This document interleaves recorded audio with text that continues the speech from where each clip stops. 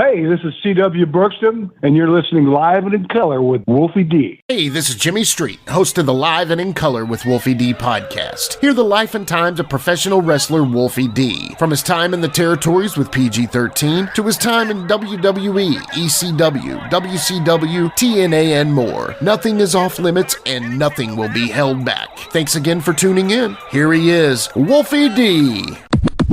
Welcome once again to Live and in Color with Wolfie D and my man Jimmy across the street. Guess what is going on in my front yard? Hazard. Wear a hard hat. Bro, they knocked on my door earlier, and the dude's like, hey, I thought he was fixing to ask me for a cigarette. I swear to God. He goes, hey, do you smoke? I'm like, no. And he goes, oh, good. He goes, don't light anything. Don't start your car. We just hit a gas line. I'm like, oh, fuck. And I'm thinking, okay, so I survive a heart attack, a rollover, ejection, car crash, but I'm going to get blown up in my house is the way I'm going. Right. Good Lord. But yeah, they're digging all this sewer pipes to put for a new development up the hill here. So my front yard is tore up, man. I mean, they're digging like 10 foot deep. We got 2 track hose out here. Yeah, man. But yeah, They hit a gas line. You could hear it. You could smell it. I was like, son of a bitch. And then I called Michelle and I said, hey, just letting you know, I might walk up to the gym and get out of the house because they just hit a gas line. And she goes, you're going to leave the cats there? You don't care about me. She's worried about the cats. I was like, you're damn right I am. I can't carry this son bitches. Oh, my gosh. It's funny, though, man. Yeah. You got to love a pet owner, man. Yeah. So what else is going on? You gonna blow up anytime soon? I hope not, man. Yeah, I mean, I hope this podcast blows up anytime now. But that'd be great. Yeah, but how do we make that happen? No, but I mean, I'm trying to think, man. Like nothing really. You know, we've kind of had a great run of shows with Captain's Corner, man. You know, yeah. And I know the Portland show is coming soon. That'll be coming to an end. It'll kind of be sad, this little run. Yeah. And, you know, man. We've had a lot of fun with his guests and, you know, getting to talk to all these interesting people, man. That's the one thing that is like you've said to many guests before. I love their interesting stories. And I mean, you know, dude, Lance and Jeff Farmer and I mean, Len Denton was hilarious. Nord was a nut. I mean, man, I hope y'all have enjoyed our partnership with Captain's Corner as much as we have. So. For sure. No doubt, man. And so coming up today, another guest from the Portland area. But also who I met way back in the day as the Principal C.W. Bergstrom. Yeah, and dude, I'm just saying this. I know it probably wasn't the right timing and stuff, but a PG-13 Melvin Penrod and the Principal feud is a no-brainer. So had to have been the timing, right? So yeah, absolutely, because you know we were just undercard heels at that point, and they were heels too, I believe, weren't they? Yeah. So nobody saw the potential at that point in time, I don't guess. Yeah, but, you know, 2 punk thugs from the hood, from the other side of the tracks versus the Principal and his star pupil. Bro, come on, man. And, hey, in real life, I mean, me and Jamie spent a lot of time in the Principal's office.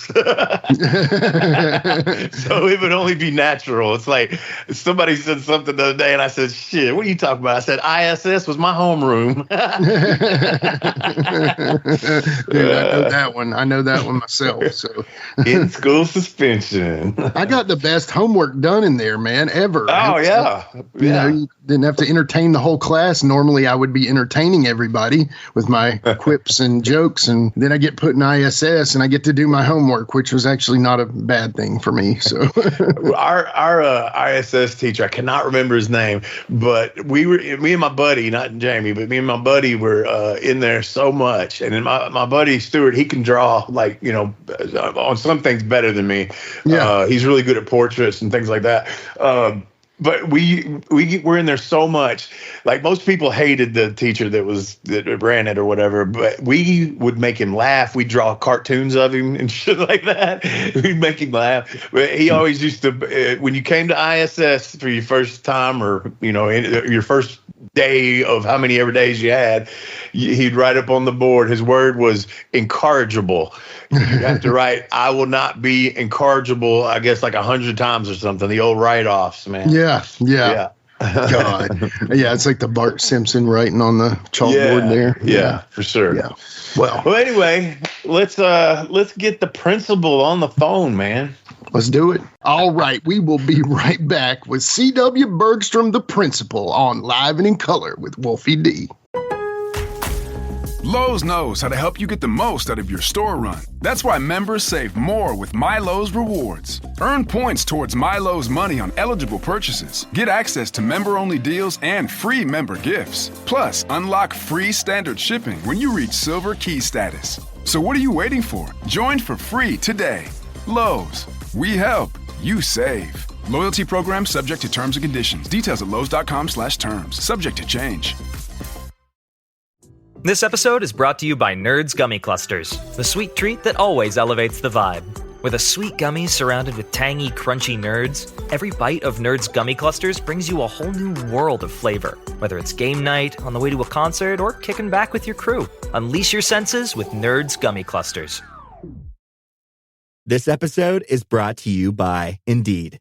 When your computer breaks, you don't wait for it to magically start working again. You fix the problem. So why wait to hire the people your company desperately needs? Use Indeed's sponsored jobs to hire top talent fast. And even better, you only pay for results. There's no need to wait. Speed up your hiring with a $75 sponsored job credit at Indeed.com/podcast. Terms and conditions apply. Hey folks, to get your official Live and in Color with Wolfie D merchandise, go to ProWrestlingTees.com/live Wolfie D. Check it out.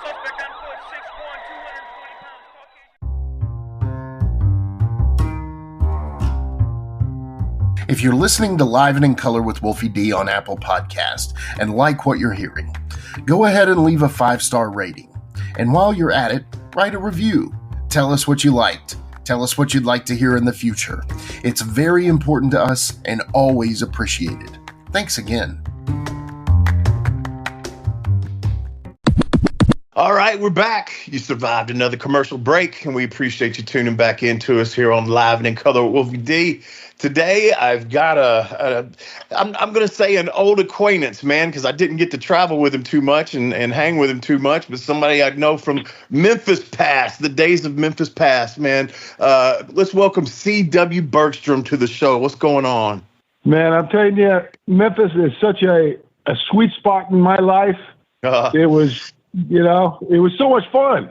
Yeah. It's fun doing life, that 6 days a week. It's real fun, ain't it?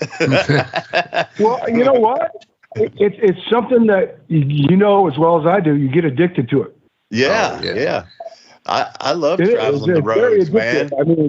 I mean, here in Portland, we did the same thing. Yeah. 5 to 7 days a week. And see, I didn't know, honestly, I guess at the time, man, it's like I tell Jimmy, sometimes, I think back on my career and like, especially those days, I was just getting a break in Memphis and blah, blah, blah. And I'm so focused on me and what I'm doing, I'm not paying attention to the people I'm around and what their history in the business really was, So I kind of had learned just by researching you. I didn't know you had so much time in Portland, man. Oh, yeah. I mean, it was... it didn't really matter where I was. Mm-hmm. It's just, the life that we led was just, it was like, the old saying is, if you never work a day in your life, it's not like a job. Absolutely, man. And that's the way it was for me. I loved it. I loved it. I agree 100%, man. So, and when you were here, you were like the principal gimmick, and then you had the little nerd student, Melvin Penrod. Whatever happened to Melvin? Penrod. little Melvin, yeah. What happened to him? I don't know. I'm really sad that I lost contact with him because he was a good dude. Was he? Yeah, I didn't get to hang around him that much, but yeah, he seemed like it, man. And I've always been into, silly gimmicks and shit like that. And so I liked y'all's combination there. Yeah, I totally enjoyed it. Yeah. But and unfortunately for me, I was, hadn't been in the business that long, mm-hmm. And I I mean, it's like we all think this way. If you could go back, you know, and have the experiences you have now and apply it to then, you'd be a superstar. Oh, for sure. For sure. Absolutely, man. And then not made some of the mistakes, you know. That's one I focus on. I'm like, man, if I just would have did this instead of that. If I just would have kept my mouth shut one time, you know. Yeah. And it sneaks out. What are you going to do? Yeah. You know? It's like I always say, man, and like you said too, but I actually put out and this has been years ago, made a little VHS tape of like me and Jamie's greatest matches. And the title of the VHS tape was "We Were Just Having Fun," and that's I mean, we thought it would never end, and it was fun in the ring, it was fun outside the ring, and we were just having a blast, you know. Yeah. Oh yeah. In a nutshell. Exactly. Yeah. I mean, it did end a little bit. Every territory you went to, it was like, oh man, I don't want to go. You know? Yeah. I really didn't. But I found out that the next one is it. I'm not saying it was a little bit better, but you grow. Right. You know, well, and it's like it's like you're thankful for the previous. You know, so yeah. And I think you learn different stuff. For us, it was like, okay, and Memphis was our start. I mean, besides the independent stuff, but we go to Mexico. We took a little bit of Memphis and sprinkled it in with their shit, and it worked. You know, same with Puerto Rico, same with ECW. I know I worked ECW, and I never even got hit with a chair. People ask me that all the time. How was ECW? I was like, it was fucking great. I just fucking wrestled and did spots and put some Memphis in there, and they loved it, you know? So, yeah, man, it's like you learn a little bit and from each place, you know? Well, you know, if you bring out just a little bit something different, then you're going to stand out anyway. Yeah, for sure. You know, if you don't want to be like everybody else, exactly what they're seeing, then you're just going to blend in. Yeah. How old were you when you got into the business? Oh, I think I was like, God, let me think. I think I was like 28. Okay, so I mean, a little bit late than most guys, you know, because I was thinking that. But I was around it. Yeah, I was around it all the time. Older. Yeah. But I was around it. I mean, I remember going to, you know, God rest his soul, Roddy Piper and Killer Tim Brooks. Yeah. You know, with Matt Bourne, you know, in their apartment in Tigard, and you know, drinking the next day in. You know, it was just, you know, and that was like my introduction. You know, so I was around it for years. And I had to talk my leg off to Tough Tony, Matt's dad, to even consider, you know, what do you think? Oh, no, I don't want you to do it. I don't want you to do it. And I'm thinking, no, I want to do it, you know, and it took me years to convince him. And then finally it happened. So what was because you're a big dude and stuff. What was your like athletic background, say like high school and all that kind of stuff? Oh, God. At high school, I was like basketball, football, track. And then after basketball practice, I go down and wrestle with Matt. You know, why did it take them so long to want you in if you were, you know, athletic and shit? Why was it? Well, because I knew Tough Tony my whole life. You know, me and Matt went to school forever together, and I think he was worried about. He was just trying to protect me like a dad. I got you. You know what I'm saying? Yeah. The dark side of the ring. Well, I don't think it's really that dark. I mean, there are. There's some, not clear shots there, but I'm saying it's like, he was probably thinking the worst for me, and he didn't want that for me. Yes, I understand completely. Yeah. But he was very protective of me and Matt. But Matt, good luck with Matt. You know what I'm saying? Talk about God rest his soul. You couldn't protect him if you had to. Yeah. That just wasn't there.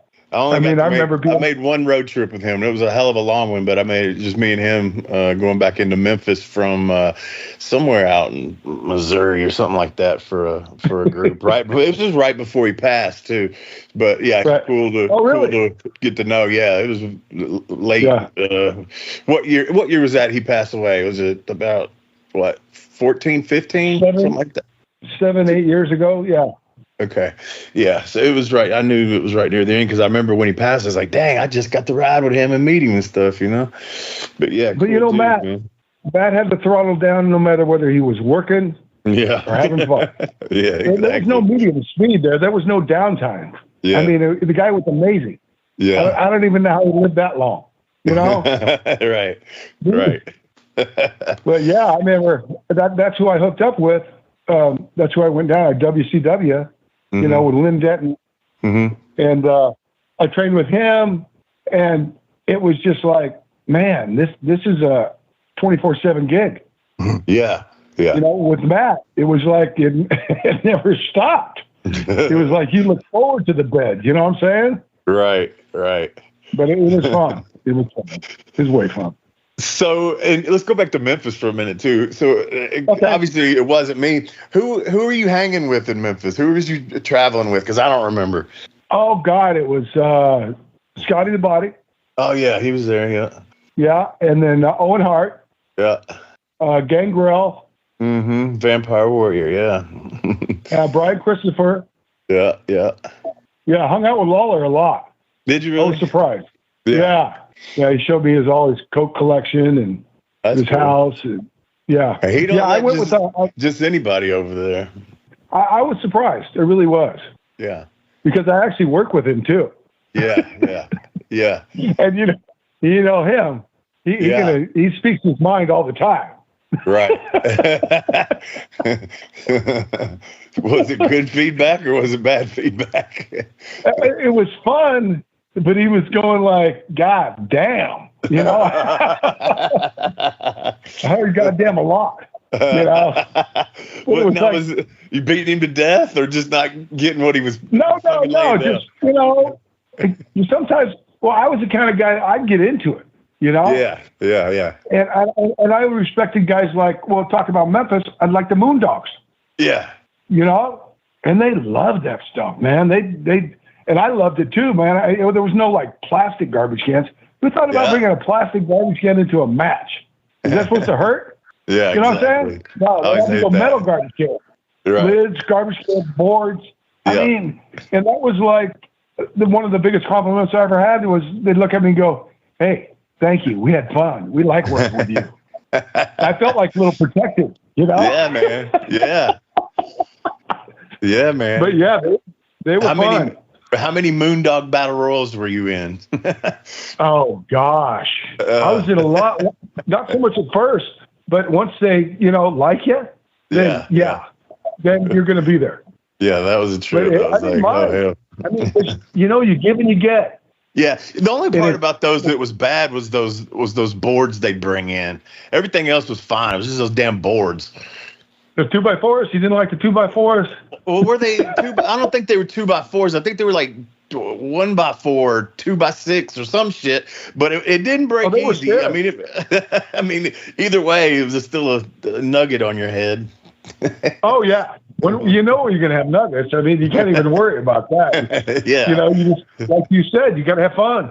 Yeah, you just go with it, right? If you're having fun, you don't really care. Jimmy, join the conversation. All right, I'll join in for sure. So, you guys have kind of been all over the place. I don't really know where to start or stop. So what I'll do then is one of the things that I read about you was that you had a good little run with Jeff Gaylord. And I would love your stories about working Jeff. Jeff was, I mean, I don't mean anything mean or anything, but he was kind of airhead. Had tunnel vision. Yeah. He had tunnel vision. And the problem I had with him the most is that he would copy what I would do. Oh. You know what I'm saying? And I know there's some psychological thing there, but I think he took it too far because you can't do exactly what I did to you. Right. You know what I'm saying? And that was the only frustrating part because then I had to start thinking, gosh, what can I do that he won't do?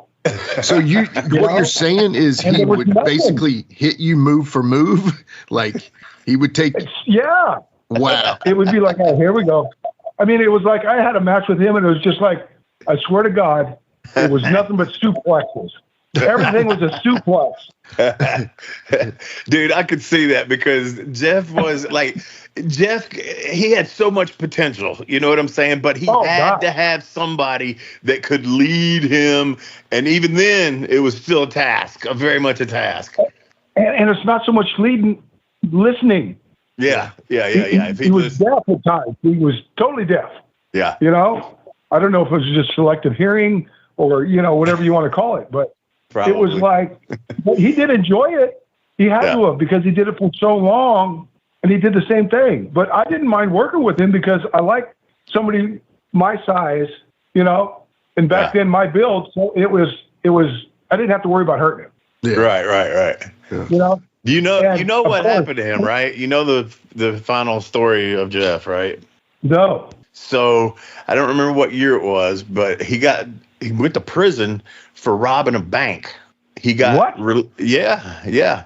He got released from prison, robbed another bank, went back to prison, and I want to say that he was actually up somewhere. Somebody would have to tell you that knew more about it than me, or we'd have to look it up or something. But I mean, this is facts from what I'm telling you. It was somewhere, I think he was in prison around Portland, possibly.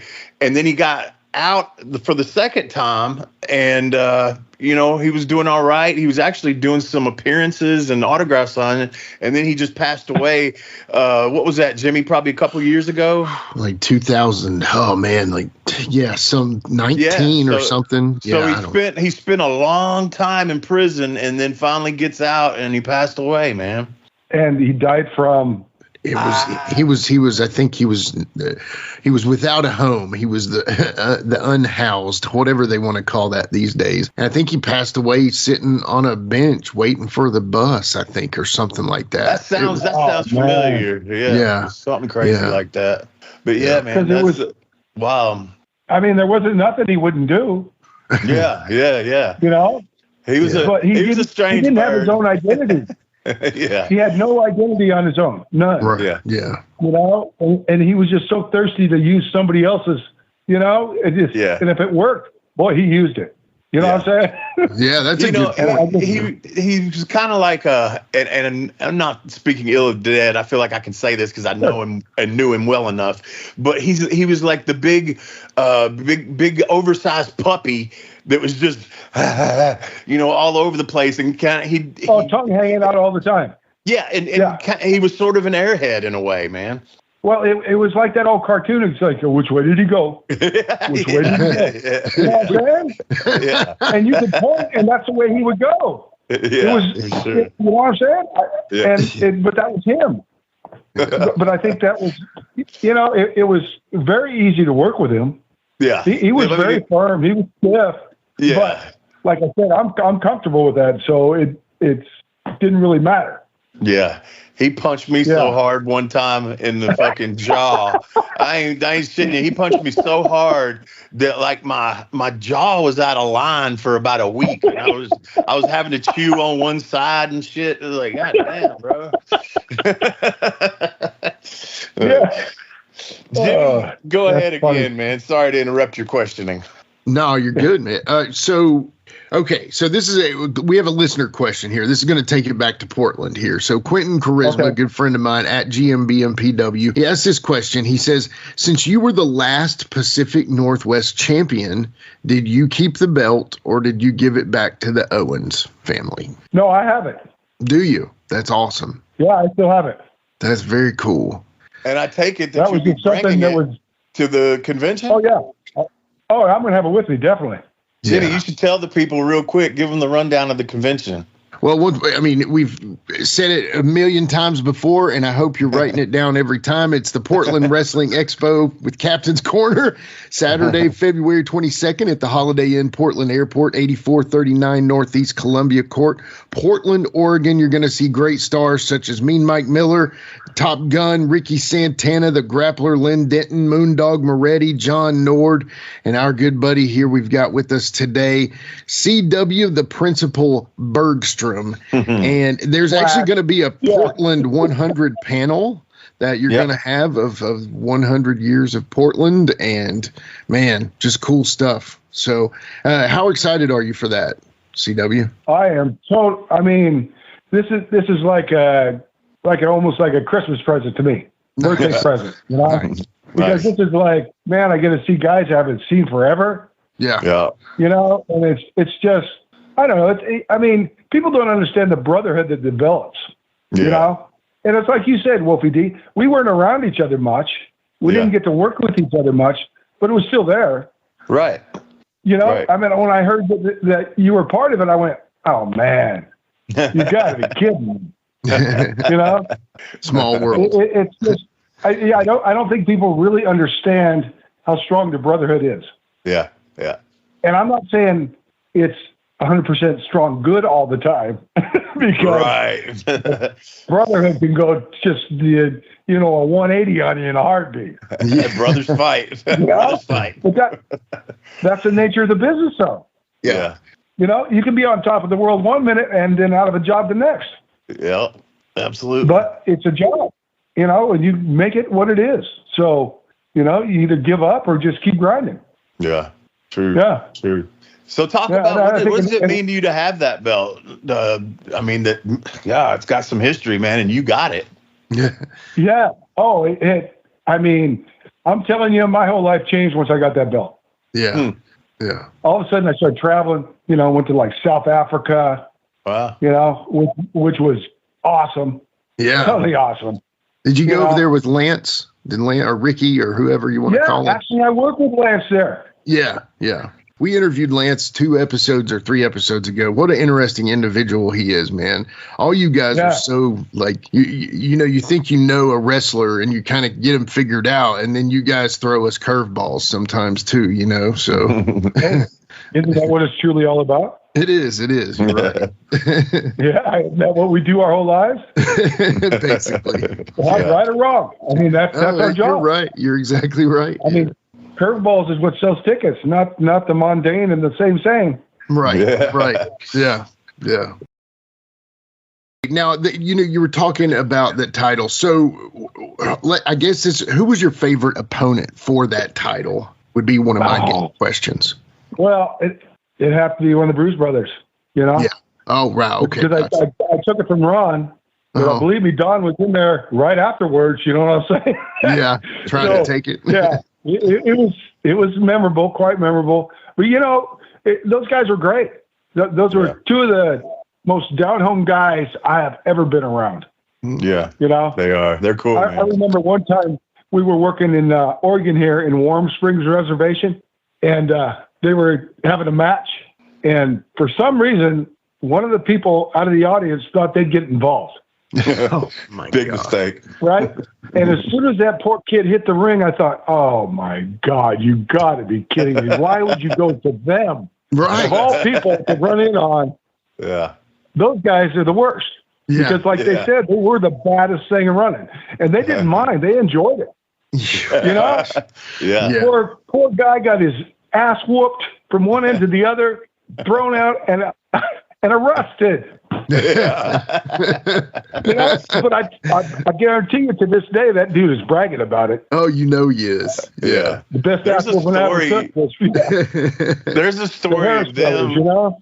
There's a story of them and Smoky Mountain Cornette's thing of there was some spot show or something, you know, and that's up in, depending, you know, the Eastern Hills up there, the Appalachia area. And, It's Appalachia. Say it right. Sorry, man. I'm not Excuse from me. there. I'm not from there. Like you. I am. I know. I'm trying Your to heritage. Anyway, so I guess it was like at a high school or at a high school, some shit like that, and they basically took on a football team, and they said they were like just romping and stomping all through the crowd and throwing people. Yeah, it's some kind of wild ass story, man. I wasn't there, but yeah, absolutely. Because I guarantee you, if you don't get them off their feet, they're going to whoop you. Yeah, you know what I'm saying? You know, and it's funny because I got to know him in USWA, but I also really got to know him better in TNA because I worked with him more when I was doing Slash. And so I worked him a lot, and a lot of the stuff was like you said, trash cans and all that kind of shit. And I remember Donnie coming up to me and he goes, "Man, I love working with you." And I'm 6'1", and then probably 230, 235, right? And he goes, He's like, "I love working with you." Yeah. And I said, "You do? Well, I appreciate that." And he goes, "No, man." He goes, "Most dudes your size are too scared to lay it in." He goes, "You don't give a fuck. You'll hit me, man." I'm like, "Yeah, because I know you're going to hit me." Yeah. Yeah. Well, you know what? It's funny you say that, because my very first match at a world class was with Bruiser Brody. Oh, dude. Wow. And that's like 2 bruisers. Very right first there. match. Right? Yeah. And that's what he told me. Lay it in, brother. Lay it in. Yeah. And my God, his head's bleeding, and I'm going like, he goes, "No, don't stop." And I'm going, holy crap, really? and I was like, well, let's put it this way. It didn't turn out like I thought it was going to. I guess he had a different version that he forgot to let me in on, about, the table, the chairs. Yeah. But it was like, that really opened my eyes, because, I hadn't been around that. Yeah. And it was like, this is cool. Yeah. And that was your first match in world class? Everybody's like that, Yeah. So. And that was your first match in world class? They very literally fed you to Bruiser Brody? They were like, let's see what he's got. Yeah. Wow. But he was very kind to me. That's awesome. Yeah. Yeah. Yeah. Thankfully. Yeah. And you said that was might have been a world short class? career if he hadn't been. You know what I'm saying? Yeah, no kidding, man. And you said that was world class? Yeah. How long were you there? I wasn't there very long, only like 6 months. That's where I trained. Gotcha. Oh, okay. With Len Denton and Al Perez, and Matt was down there, and of course Devon Eriks and Lance was down there as well. Yeah. You got any good world class stories? Oh gosh, you had to see some wild shit. Oh God, yeah. I mean, it was like it was totally an eye opener, because I figured this is the way life was, in the ring. Yeah. And it kind of toned down a little bit when I, came back to Portland. Because those guys are like a family down there. Yeah. Yeah. They were all like, had each other's backs. I mean, like, Tony Atlas, It was Ted Arcidi. It was like Ted big dudes down there. Yeah. I mean, I think at the time he was actually the strongest, had the most biggest bench press or some shit. Yeah. Like 705 or something like that. Yeah. Yeah. Yep. Oh yeah. But it was, and Al Madrill. That's where I ran into Al for the first time. Yeah. And Al's a whole different character, man. Talk about a talented individual. Holy smokes. That guy could take a crowd and wrap them around his little finger, and yeah. He had some of the best one-liners that opened up my eyes. Was like the Lee sisters. You ever heard that line? The Lee sisters are here. He says, "It's ugly, homely, and sickly." Al was, I worked up here with him, and he would do some of the dumbest crap right out of the blue. Like, we were working at a high school, and he goes, "I'm going to give you a big tackle. Don't sell it." Right? I said, "Okay, fine." Boom. And he did that. Then he says, "Again." So I said, "Okay." And he says, "Again." I'm going, "What's going on here?" Right? And so he gives me another one, right? Yeah. And then he looks at me and goes, "You're too fucking tough for me. I'm leaving." And he got out of the ring and left. And left me standing there. I was going, "Oh, you son of a guy. Oh, man." Man, but that's the way he was. That's the part that I know a lot of that doesn't go on anymore. Maybe on house shows for some of the bigger companies, but the ribbing each other in the ring and fucking locking up and laughing or cutting a joke or some shit like that. And, the crowd knows nothing about it. You know what I'm saying? It's just shit like that was fun. Or there was an old timer in Portland. Oh, no, that was in Memphis. No, it wasn't Memphis. Where was it? I think it was World Class. Brown. He refereed a lot of matches. Big guy, old timer. Right? Okay. And that dude had the worst gas in the world. Oh my God. He would get in there and, he'd try to break you up and then he'd just let one go and it'd be like, oh my God, what the hell was that? And he'd be laughing. Under his breath. Yeah. And it was like, stay away from me. Stay away from me. Oh, but that was terrible. But funny though. Now it's funny. That wasn't funny, but but it takes all kinds, to make it work. And right. I'm just glad I had the longevity I did.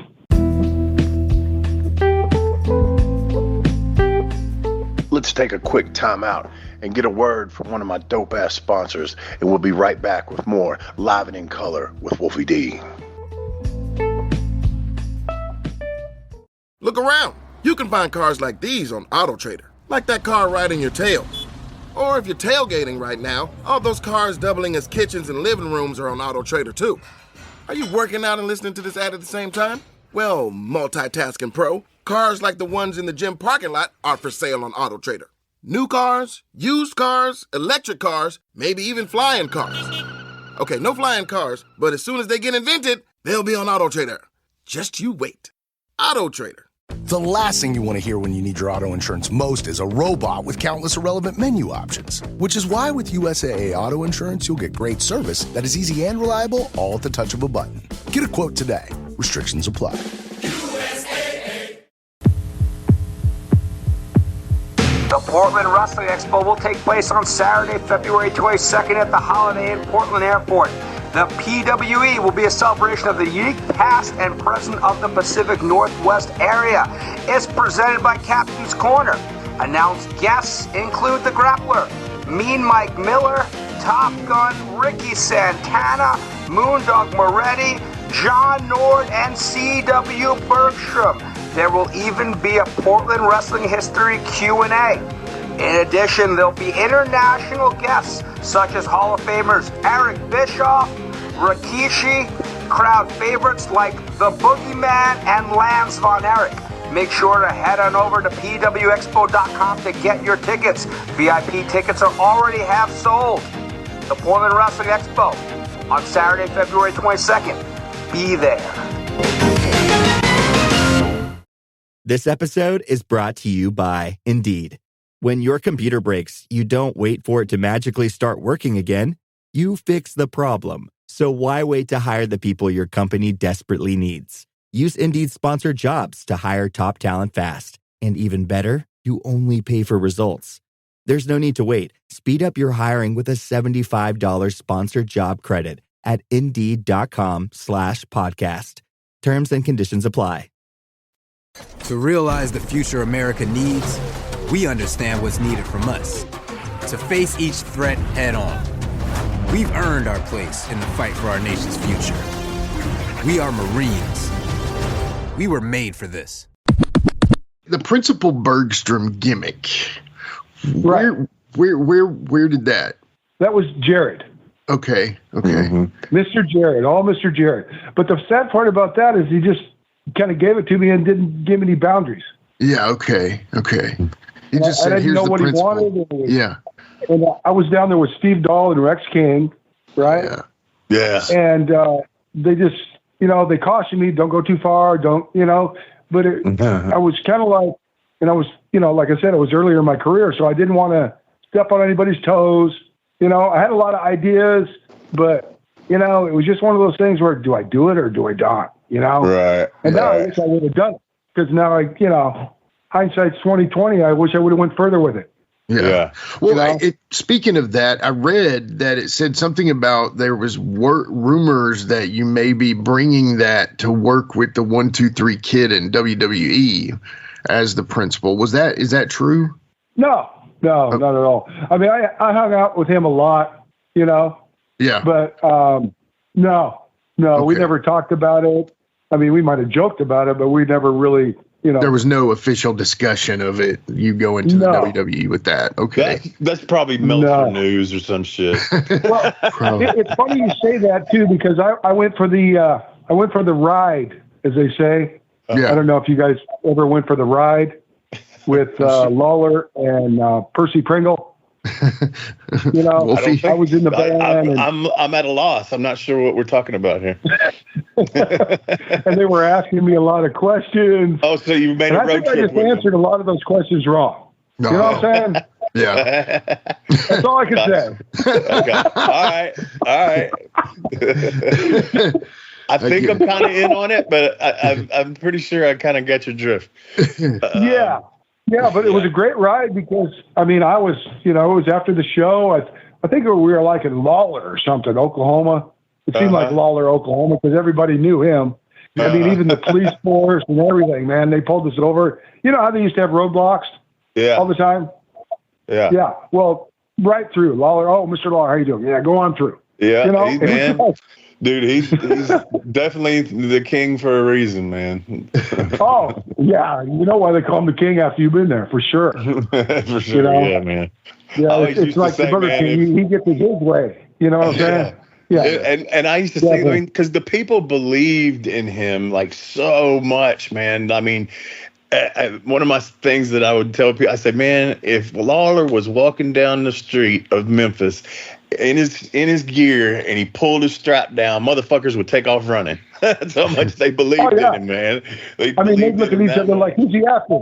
Who's he after? Is it me? No, I'm leaving. Yeah. Oh, yeah. As soon as he pulled that strap down, man, it was like, something's going to happen. Yeah. And the pops he would get from just his punches, which are, in my opinion, and Jimmy's as well, best puncher in the business. Yeah. But the reaction of the crowd, that woo, woo, woo, was just incredible.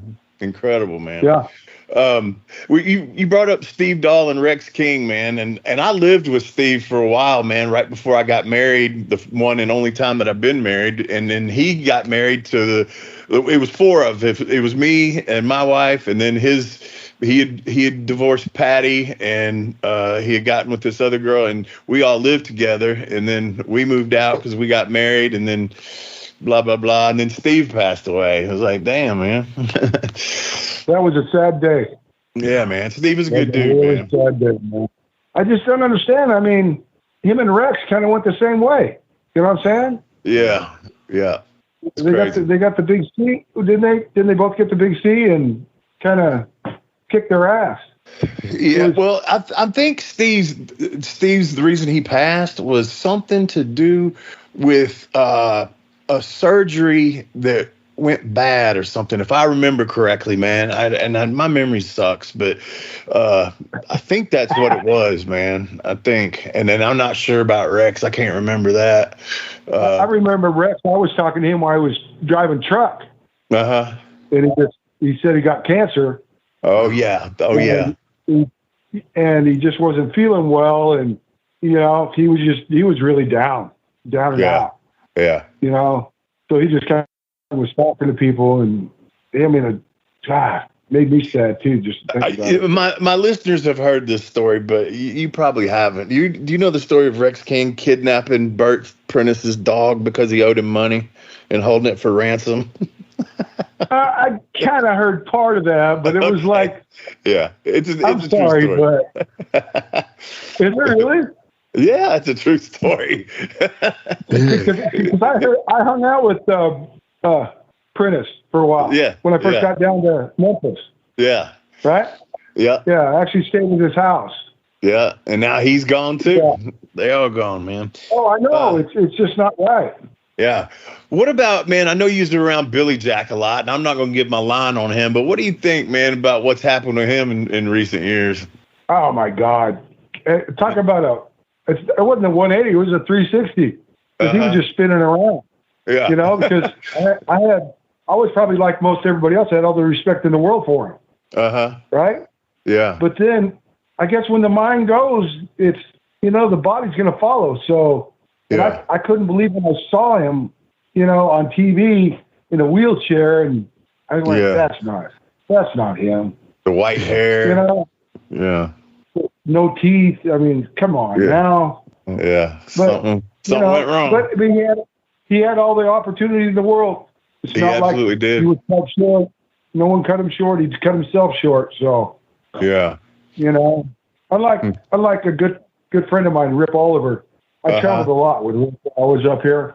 And he talked to me all the time, driving down the road in his caddy, and it was just when he passed, there was another, Steve Dahl, even Brian Adams. Yeah. You know, so sad. I remember I went to when I got back from South Africa, I went down to, we have a place called here, it was called Dittler's Beach, right on the Columbia, right? And I was training down at Sandy's ring, when I got back. And then, so on the way home, I stopped by Dittler's and went for a swim, right? Well, in the meantime, somebody broke into my car and took all my gear, right? Dang. And the first guy to stand up was Brian Adams. Really? He says, here's some boots. Yeah. I went, really? He says, yeah, man. He goes, I don't need him anymore. Here, take him. But that's what I'm saying about the brotherhood. If you lost something, I mean, come on. If you forgot something going to a show, you didn't have to worry about it. Somebody had something you can wear. Yeah, for sure. But yeah, man. It was when Rip passed, it was sad because I spent a lot of time with him. Yeah. And his son, Larry. I actually lived with Larry for a while, so. Yeah. A lot of boys are gone. I'm going to hot tag you, Jimmy. Come on back in. So I read, doing the research, I read that one of your first real runs up in Portland was with a guy that's also passed on now, but has kind of reached what they would say like internet darling, Art Barr. Talk about Art a little bit. Art was so talented. Yeah. So talented. Yeah. I mean, he looked at the business a whole different way, but he was so, he would talk to you all the time. I mean, he was so young, it was weird, because how can you have that much knowledge? Right. Right. But then his brother was in it, his dad was in it. So, it was like, first life to him. Right. That's all he ever wanted to do. Yeah. Yeah. And then he had great gimmicks. The Beetlejuice thing was super. I know. I know. It's so of that time, it's like nowhere else would that exist except that time frame. But I love that. And then the tag team with Eddie Guerrero he had was incredible, man. Oh God. I worked with him at, we had a little Clark County fair out here in Washington. Yeah. And it was him and I worked with, and it was so much fun. Yeah. Because everybody was so professional that you didn't really have anything to worry about. I mean, Billy Jack was there. It was just like, wow. Yeah. What an all-star group, Yeah. Before Wolfie jumps that way because it was just great. Yeah. Before Wolfie jumps back in, because you just said a key word of his, but I would have loved to have seen PG-13 get to work that tag team, Art Barr and Eddie Guerrero, in a good run, man. That would be cool to see. I think that would have been a great match. Yeah. In fact, that would be one of the matches where you hate to hear the bell ring. I mean, I'm trying to think, how would you come up with a good finish? Because it couldn't be a finish. It'd be like until next time. You know what I'm saying? Yeah, a series. It'd be like a, 5 out of 9. You know what I'm saying? It was just too bad. I don't know if I can do 5 out of 9. Yeah. I stopped at 2 out of 3. No, you wouldn't have. No. Maybe back then. No, you would have got ripped off somehow. Yeah. You came back. Yeah. Hey, what about a dude that we had on here, a few episodes back, plugging this convention that I've never met, but once I talked to him, man, we actually awarded him our year-end awards. Funniest episode of the year is John Nord. He is a maniac. I love it. Nord was so cool. Yeah, Nord was so cool. Yeah. You know what I'm saying? Yeah. Yeah. He had so many lines. It was like, I remember the only time I work out is when I'm not on steroids. Yeah. And it was like, you look at him like, really? Yeah. Really? It was, because he was kidding. But it was just, for him to say that. And then another time we used to hang out, there was a place here in Oregon called the Cattle Company. Yeah. Right? And it was right not far from the Bomber where all the brothers hung out, where they stayed, little motel they called the Bomber. I don't know if you're familiar with that. Yeah. But so they had the cattle company, and I went down there with Nord one time, which was a total mistake, you know. But it was fun. It was way fun. So we walk up. He goes. He orders like 12 beers, right? Yeah. I'm looking around, going 12 beers. He goes, yeah, those are for us. And I went, what do you mean? He goes, we're going to drink them before we leave. And I'm going, holy crap. And it's swear to God, we stood there and it was like a race to the finish. You know what I'm saying? and he was like, come on, man. Come on. What are you doing? Let's go. Yeah. And it was like, oh my God. He was just what a personality he had. Yeah. Bigger than life. Yeah. Funny as hell, man. He's hilarious, man. He really he would say stuff like, holy crap. Oh, I can't imagine. Yeah. God, he had so much fun. he was like a play day for him. Yeah. Right. That's what he said. He said, man, I was just there for the party. Yeah, that's what he said. Oh, yeah. He's like, and then to get him and Lenny together. Yeah. Oh my God. I can't imagine. God, if those guys ever tagged up, I don't know if they ever did, but if they did, oh my God, it probably lasts an hour. You know what I'm saying? Yeah. He was like, well, they wouldn't want to go home. Don't get it, you know, don't get confused. It was totally for Friday night getting shit faced. That's what we lived for. God. Yeah, I'm looking forward to seeing Nord, yeah. His famous saying, he told me, if it's in you, it's got to come out. That was just saying every time. Didn't matter what the situation was, right? Yeah. But God, yeah. So was Raven as grumpy as he is today? Back then? No, man. Scotty the Body. He was just like a fountain of information. Yeah. You know. Oh, dude. And constantly. Yeah. What you could do right, what you could do wrong, what you could do better. You know, do this, do that. Yeah. But, I totally respected him. I mean, even though he was a spoiled brat, spoon-fed brat, he didn't act like it. He was a rebellion. Yeah. And so I think that the Raven character was perfect for him. Yeah. Yeah. It was. I used to tell him when we got to ECW, you know, because in Memphis, I'd known him as Scotty Flamingo, Scotty the Body, whatever. And, you know, his personality in real life, I think, changed a little bit. And not that I'm saying that it was really bad, but I would say something like, I know Scotty. I don't know this Raven motherfucker. To fuck with him. And then, you know, I worked with him quite a bit in TNA later on in the years there. But, I always respected him, man. Good mind for the business, good worker. But Jimmy's right. I mean, he has kind of grumpied up a little bit in his older age. Yeah, but I think it suited him, really. You know? It suited him with the gimmick he had.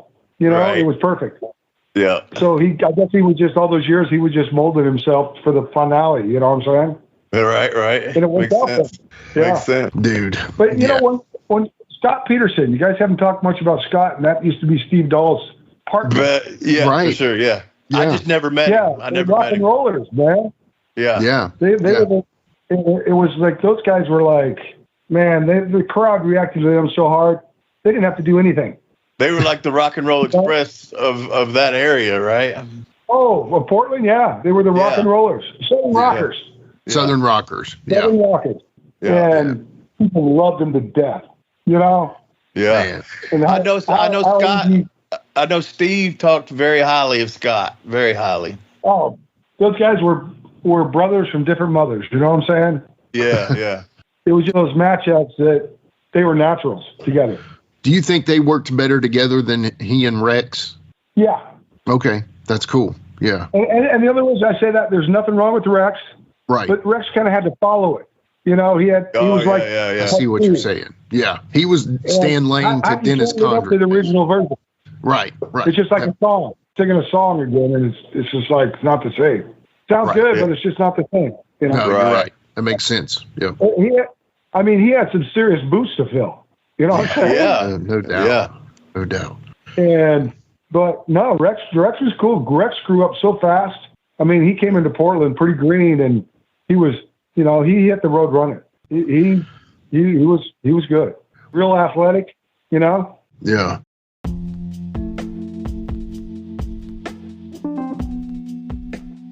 And now a word from our sponsor.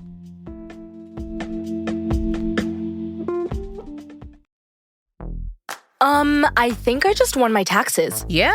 I just switched to H&R Block in about 1 minute. All I had to do was drag and drop last year's return into H&R Block, and bam, my information is automatically there. So I don't have to go digging around for all my old papers to switch? Nope. Sounds like we just leveled up our tax game. Switching to H&R Block is easy. Just drag and drop your last return. It's better with Block. We're so done with New Year, New You. This year, it's more you on Bumble. More of you shamelessly sending playlists, especially that one filled with show tunes. More of you finding Geminis because you know you always like them. More of you dating with intention because you know what you want. And you know what? We love that for you. Someone else will too. Be more you this year and find them on Bumble.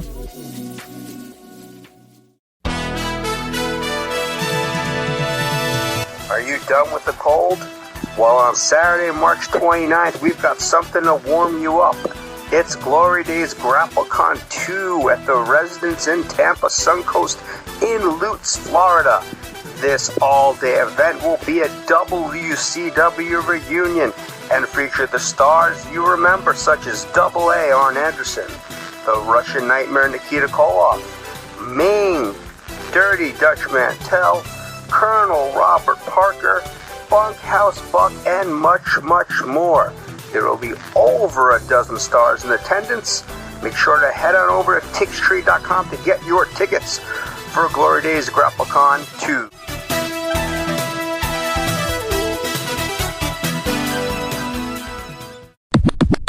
Were you much of a ribber, or did you get ribbed, or did you see many ribs? Is there one that sticks out that maybe you remember as being funny?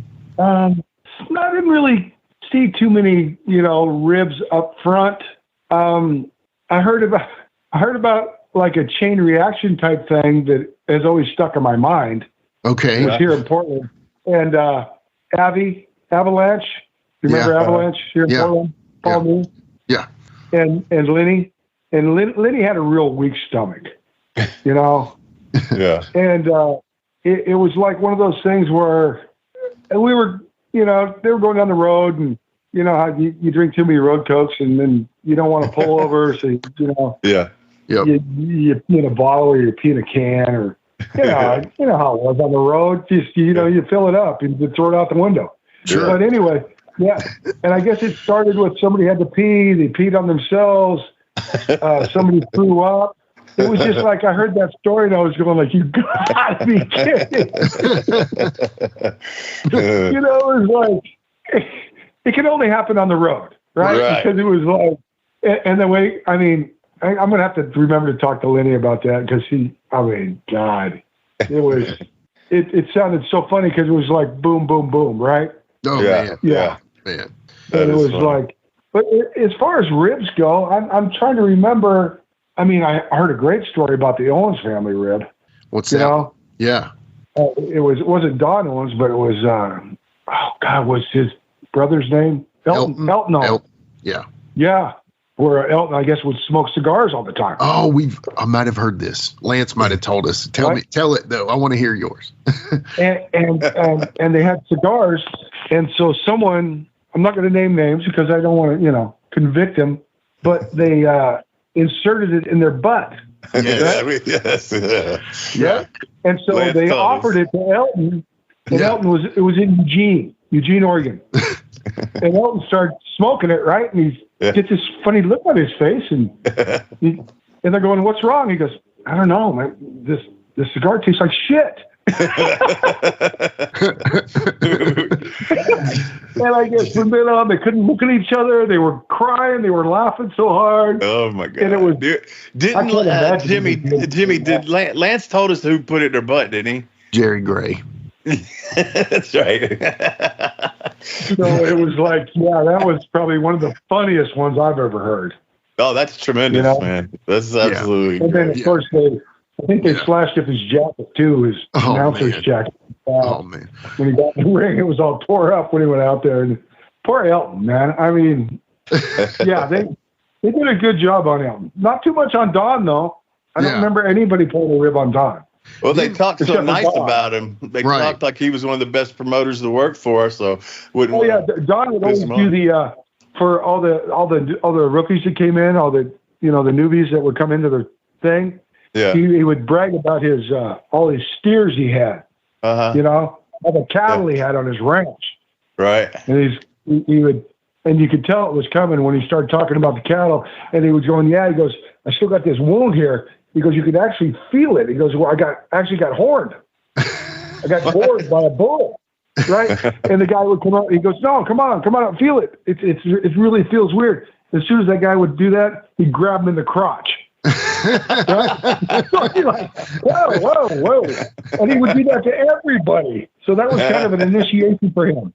Right? I knew it was coming, so I was going like, yeah, I grew up on a farm. Yeah, I know what those are like. So I was like, yeah, that's fine. You didn't sell it. I love it. Yeah, that is good. He would do that to everybody. And yeah, especially around payday, you go back in the office and everybody's sitting around drinking beer and, getting paid. And yeah, he'd go, oh yeah, by the way. And we'd go, oh, here we go. And man, the new guys would just stand up and volunteer, right? It was pretty funny.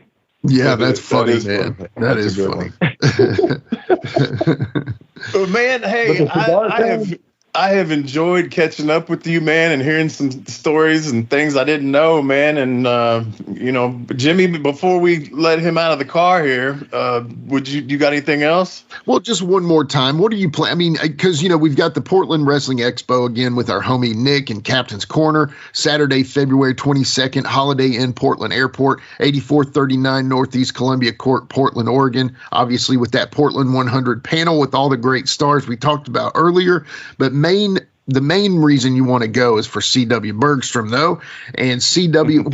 So I know you're going to have the Pacific Northwest title there, but are you bringing anything else to excite the fans a little bit? Probably just a belt, because I think, since we're honoring the 100-year thing, I don't want to take away from that at all. Sure. I would just, I like the focus. I mean, when I heard about the 100-year thing, I was like, that's too cool. That is cool. Yeah. So, I don't want to, take away from it. I just want to add to it. Well, let me ask you this then, since we're talking about the belt real quick. Right. How much have you been offered to get that belt from you? Not enough. If you don't want to say, it's okay. Yeah. Not enough. You haven't heard the price. I still got it. Yeah. I mean, I figured somebody like Conrad Thompson or somebody would be all over you for that thing, man. So yeah. But no, that's one of those things that I might die with it, I might. Well, yeah. So, is there a chance? It's one of a kind for me.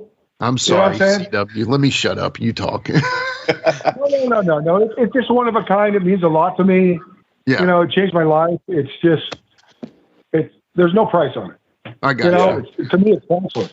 Yeah, you're right. Let me tell you something. I can understand this 1,000% because the Memphis tag team titles, Jamie and I held them 15 times, which was more than anybody else. And there's a lot of people, a lot of big tag teams that came through there.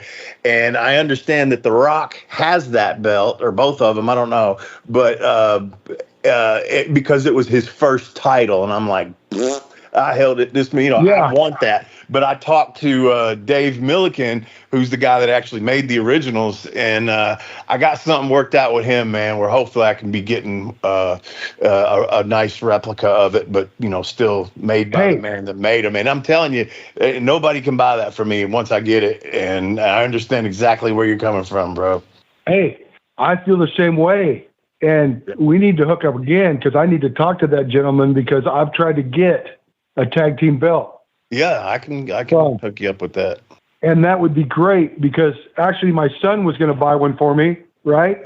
Yeah. And he had, I don't know where it was, from India or Pakistan, China or whatever. Yeah. Pakistan, is that what it is? They make them a lot there. Yeah.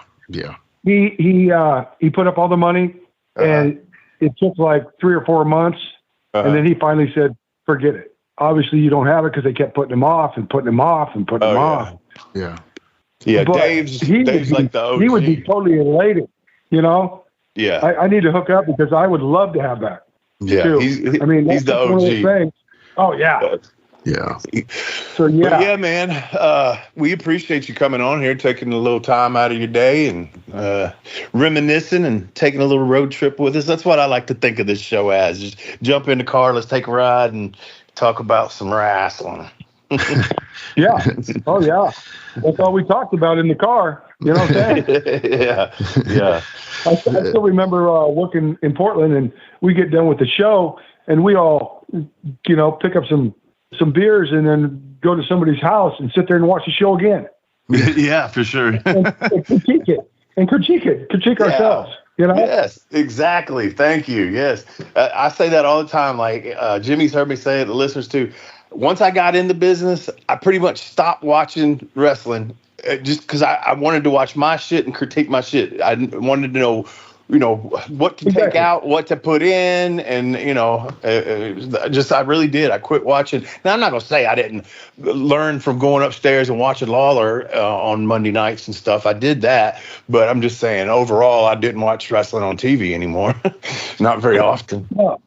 Yeah, I hardly ever watch it now because it's a whole different game. But it is. WWE is doing some really good stuff though, and in the past year, I watched their pay-per-views, and ever since it's been on Netflix, I've watched Raw because I do think they're doing good stuff, and they've gotten a little bit back to more old school. Like they sell shit, you know what I'm saying? Not as much as we did. So what do you attribute that to? You think Hunter, I guess they ran the gauntlet and they thought, well, let's go back to the beginning and try again. Yeah, and it seems like it's really changed. It really changed though once Vince left. So I mean, that had to be the thing. And I mean, I've heard stories from like Road Dogg, because he wrote. He was a producer on SmackDown for a long time, and you better call somebody.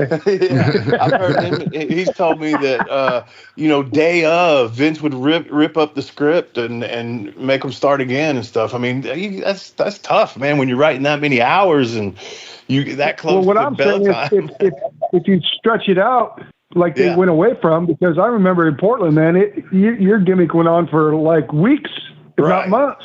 Right. Until the finale, and then it was like when you watch WWE, it was like, well, every week is something different, and it was like, how do you follow that? Yeah. So, but history does repeat itself, and I'm glad it did. Yes, for sure. Yeah, absolutely. Well, we hope it does. At least they've got a promising start. Yeah. Yes. It can get off track soon, but hopefully not. I think Triple H is wanting to put his own stamp on it, and I think he loves pro wrestling, and that's the important part. So yeah, for sure. But definitely. Thank you so much. So, Wolfie D, are you going to be out here on Saturday or not? Unfortunately, Captain Nick doesn't have, and he's going to hear this and laugh. He don't have the budget for us yet. We are just his go-to podcast to plug his events for him. So we appreciate him for sending us talent and everything, but for him to fly both of us out to Portland just for podcast purposes is probably not something that's money maker. You know what I mean? And I understand that completely. But hopefully in the future, he'll do something like that. But as of right now, we're just doing it. I'd love to be there. I live in Somerset, Kentucky now. I don't know if you remember where that's at, but it's quite a way from Portland. Portland, Tennessee, it's kind of close. Right? Yeah. But yeah, man, great talking to you, man. Great catching up, man. I do want to hook up with you again about the belt. Okay. Yes. I'll peg belt. I'll text you my number once we get off of here, and and then we can talk whenever you want. Yeah, because I'd really love to get one of those. That was a great part of my life as well, and cool, brother. Cool. Just one of those things I'd love to have. Yeah, that's cool, man. No problemo. I will hook you up, man. Cool. All right, man. Have a good rest of your day, man. Thank you so much. I will. See you, brother. Thank you, man. I had fun. All right. We'll have to do it again. Sell a bunch of stuff and make a ton of money out there, man. Okay. Take care. All right, you too.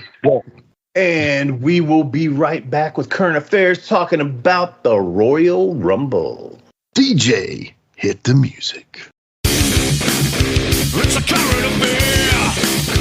It's a current affair. Love it in color. It's a current affair. Love it in color. All right, we are back with current affairs, and we're going to talk Royal Rumble and Raw and all that cool stuff. But man, first of all, the Principal was here, and the only Principal I ever liked.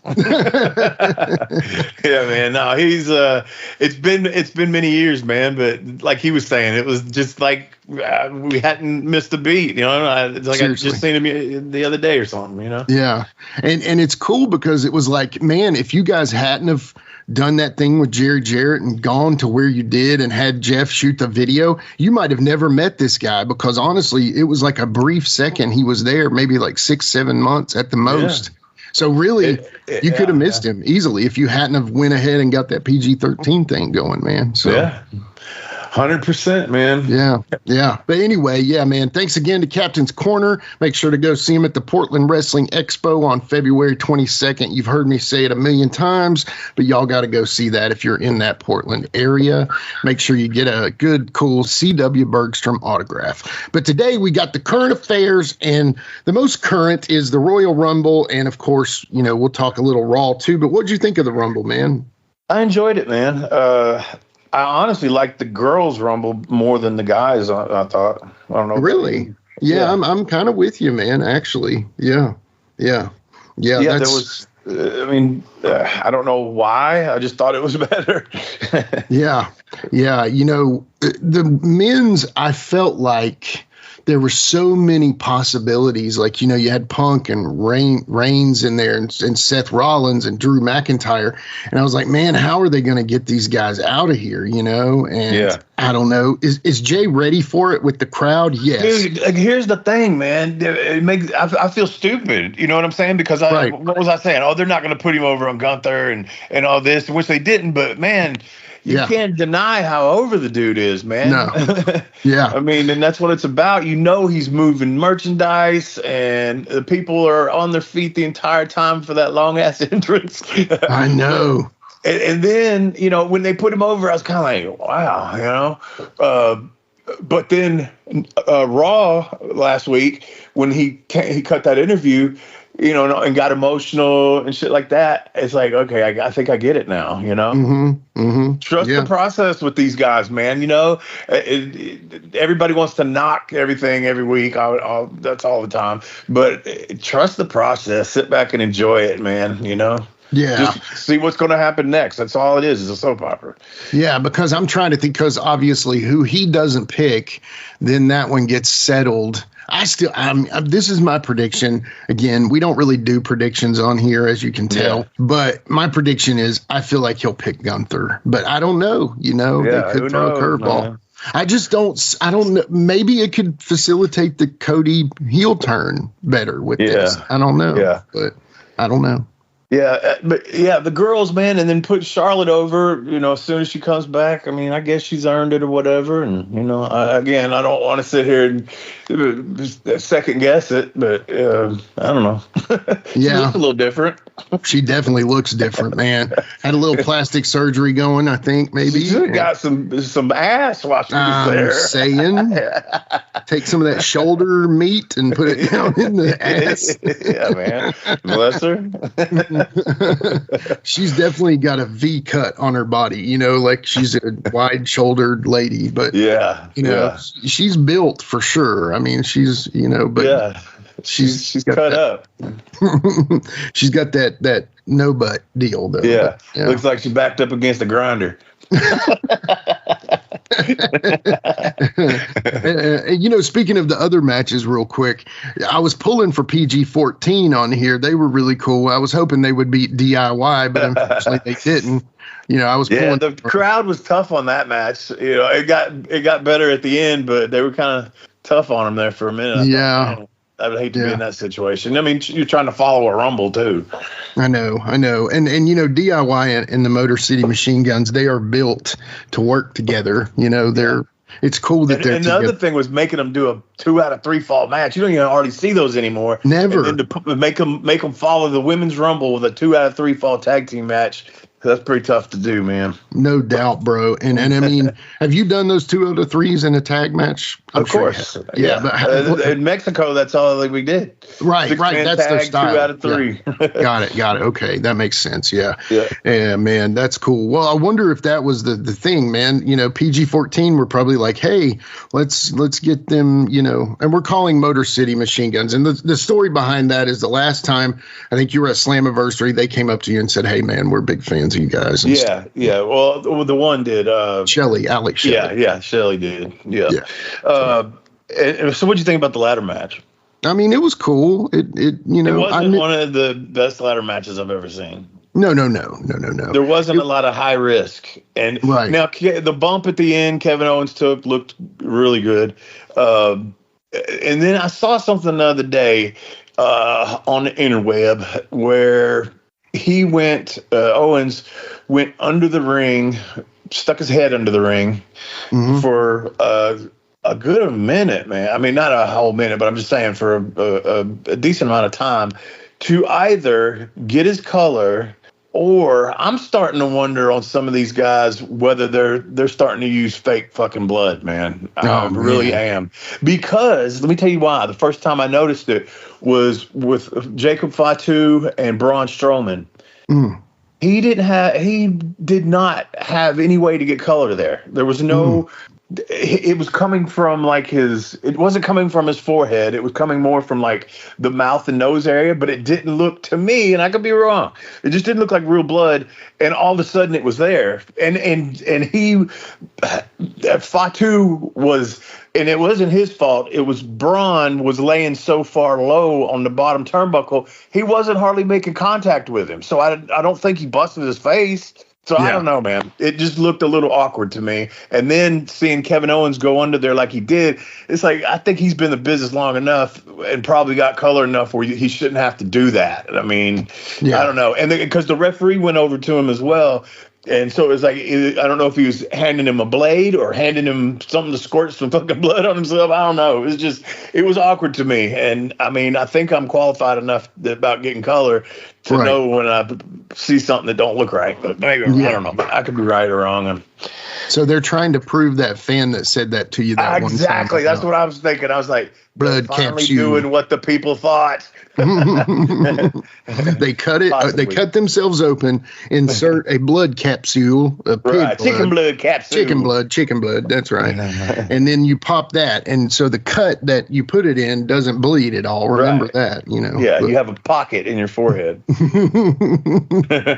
Hot pocket.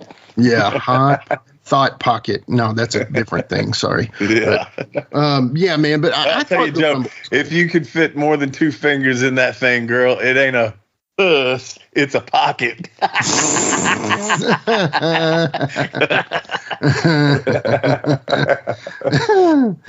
funny. That's funny.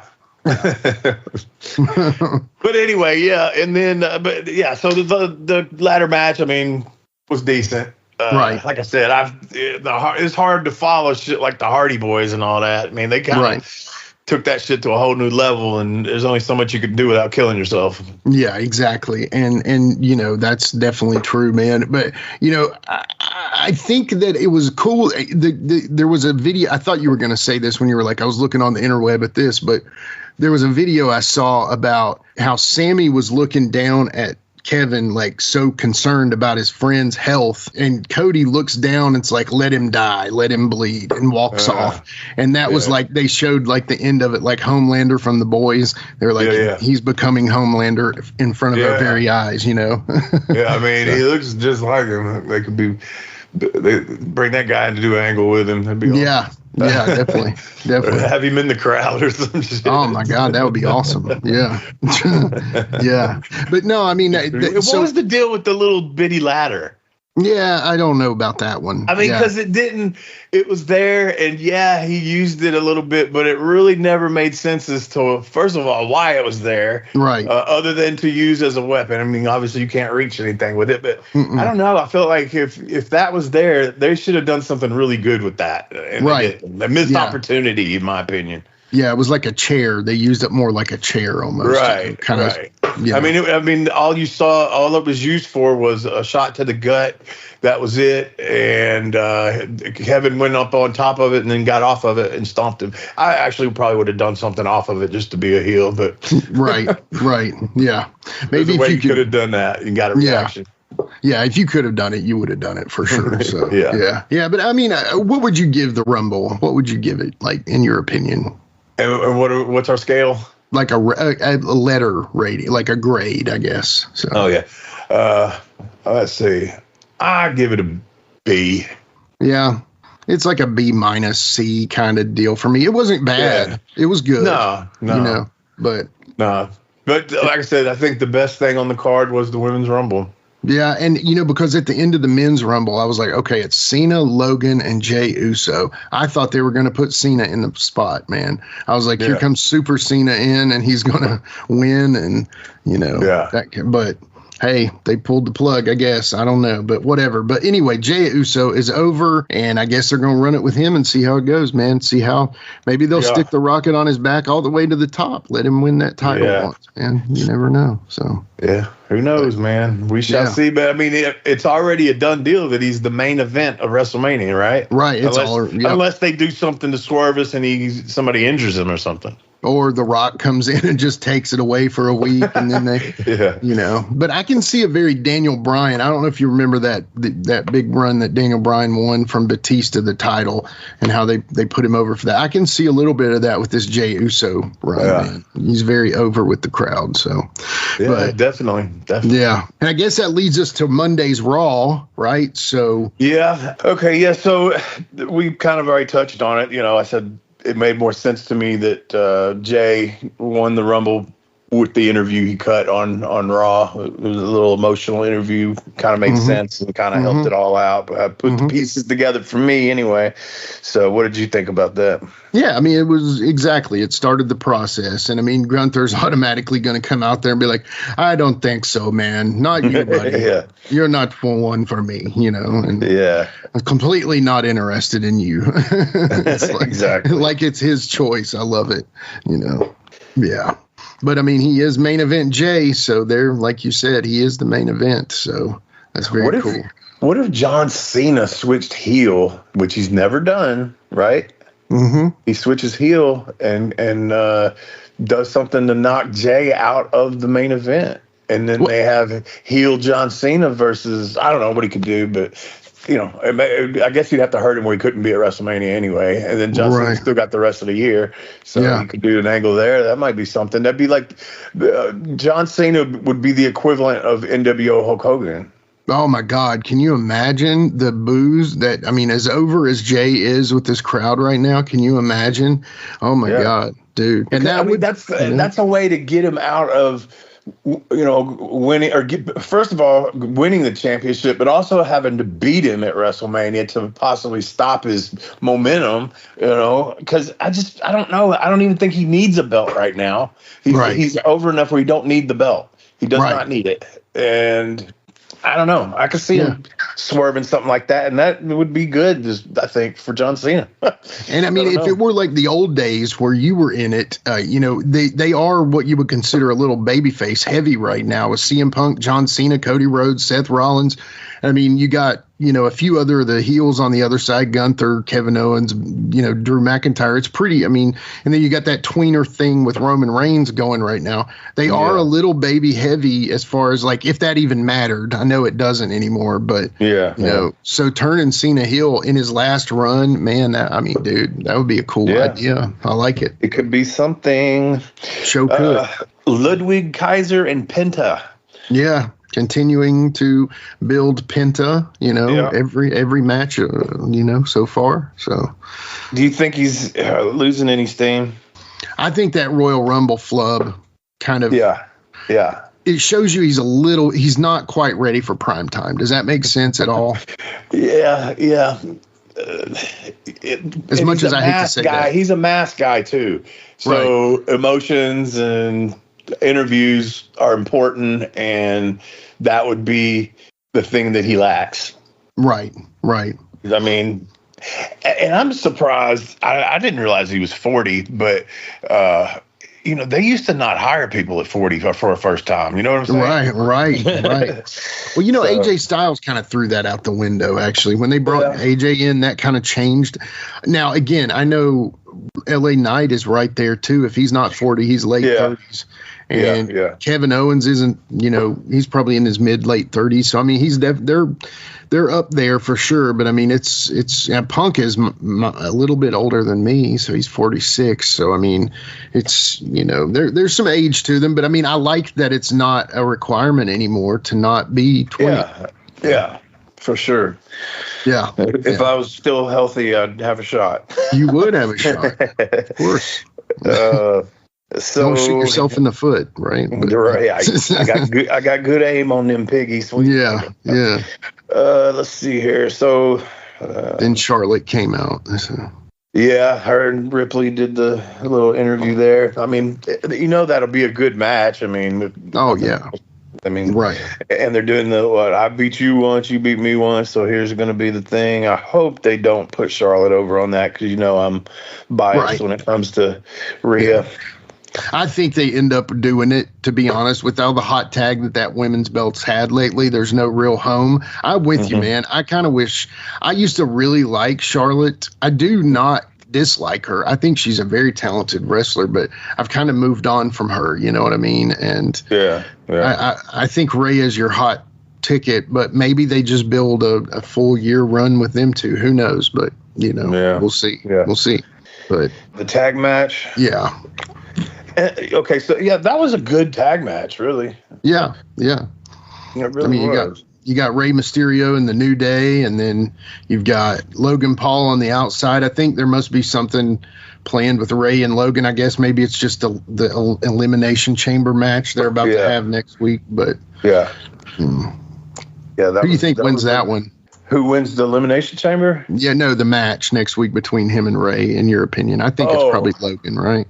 They've been putting Rey over heavy. They have. That's true. He's kind of due for a loss. Right. That's a good point. Yeah. He's a great heel. You got to give it to him, man. Oh, he's incredible heel. I mean, he has that real go away heat, man. Yeah, and people hate him. Smack that fucking look off his face. Right. And I mean, but if you watch his podcast, he doesn't have that face on. You know what I mean? I'm sure he's a really cool guy, but I'm just saying he does his job well. Yeah, definitely. He's a very talented performer and has the ability to. I think those guys are smart because they know that they're winners, and unfortunately, the world hates winners these days. You know what I'm saying? And they are winners, and people hate those winners. So I get it. Very smackable face, though, for sure. Liv and Io Sky. Yeah, and the tag match was good, but I don't know. This was one of the better matches on the show. I thought maybe the best match on the show. Liv's really good, man. Her facial expressions, her work, everything, but she's got her character down really well. Oh, dude, anybody that's dated a crazy girl, this girl is playing the role perfectly. So, yes. Yeah. So, and Io and her are a great match. They are similar size, and both of them are they look to be pretty stiff with each other.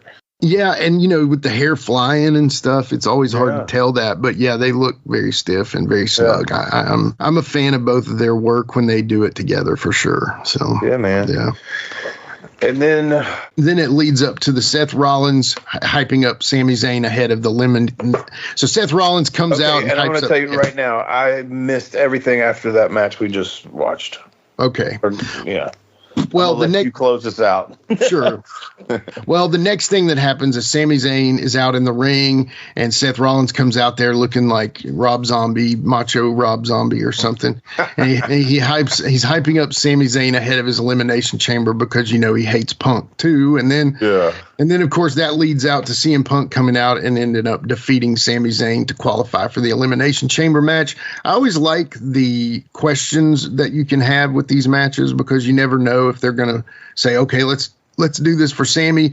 But I just could not see CM Punk not being in the Elimination Chamber. So it was kind of a tell to me that, you know, he was going over. But either way, I mean, it was a good showdown between the two. You know, Punk, I feel like, you know, I think he's probably destined for that other spot, whoever Gunther or Cody doesn't get. But who knows, man? Like, you know, they chose Jay in the Royal Rumble, so I don't know. But I thought it was a solid match between two guys that can absolutely go with Punk and Sami. And, you know, Punk went over, and, you know, there it was. So, but that was Raw. Finish. What was the finish? Was there any kind of bullshit involved? So it was when he countered his so Sami was trying to do the hell of a kick, and he countered and attempted, and he did the go to sleep. So he countered the hell of a kick and put him into a go to sleep. So gotcha.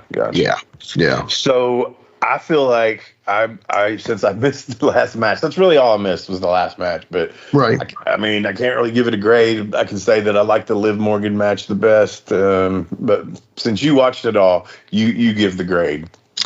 I think B-C. It was, you know, pretty solid show. It wasn't the greatest show, but it was solid. I think you're right. The Liv Morgan match was probably the best, but, you know, the Punk and Sami Zayn was a solid match, just like you would expect. That's the thing, is I didn't watch that one, so. Right.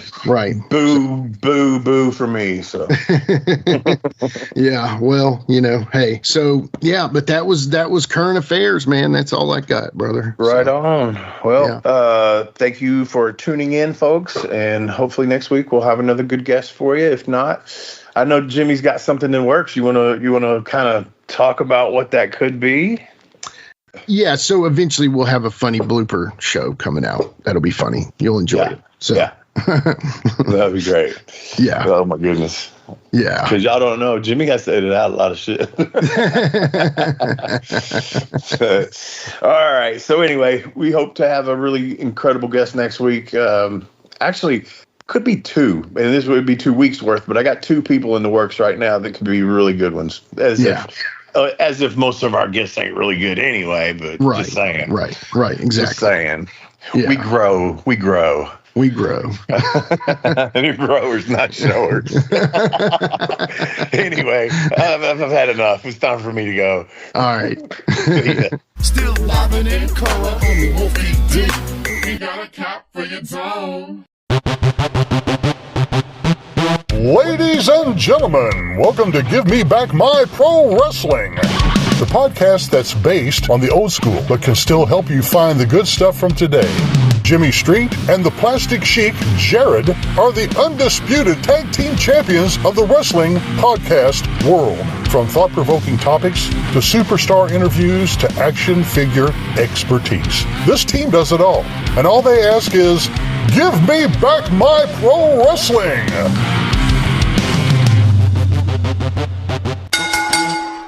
Every other Thursday, wherever you listen to podcasts. That's right, it's the talk of Middle Tennessee, the channel you love to hate and the channel you hate to love. It's Brian Turner from Brian Turner's VHS Rehab. And if you're looking for matches from Wolfie D to Jerry Lawler to Dusty Rhodes and the team that put a pimp before your eyes and a goatee between your thighs, Booty Call and Athena, go to lostwrestling.com. See, I made it easy for you. Brian Turner's VHS Rehab. Booyah.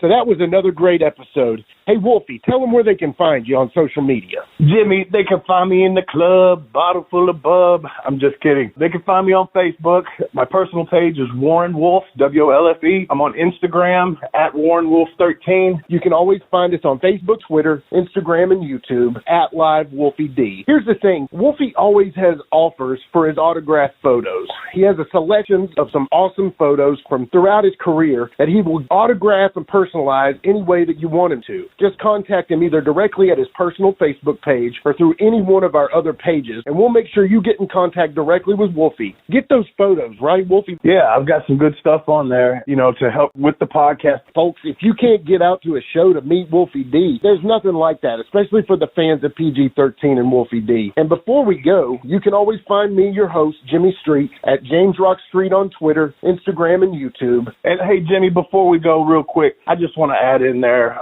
from the bottom of my heart, I really appreciate, first of all, the work you've done for this podcast. You have worked your butt off. Secondly, the people that are liking the page. Beyond that, even more, is the people that are listening, and we really appreciate that. Yeah, and remember, guys, the podcast drops a new episode every Monday at noon, and our past episodes are streaming now on demand on all major podcast formats. Thanks again. Yeah. PG-13 Memphis Wrestling Hall of Fame class of 2024. Give it up. Spaceman Jones with the beat. Here we go.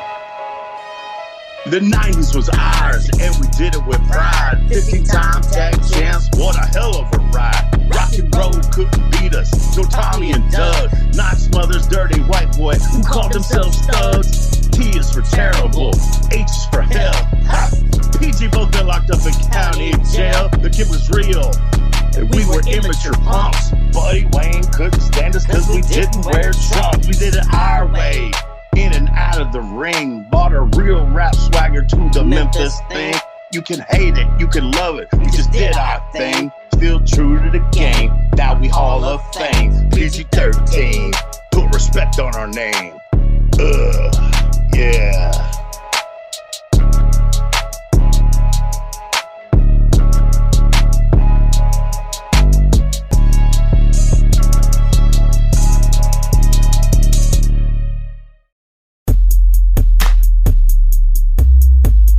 This has been a James Rock Street production.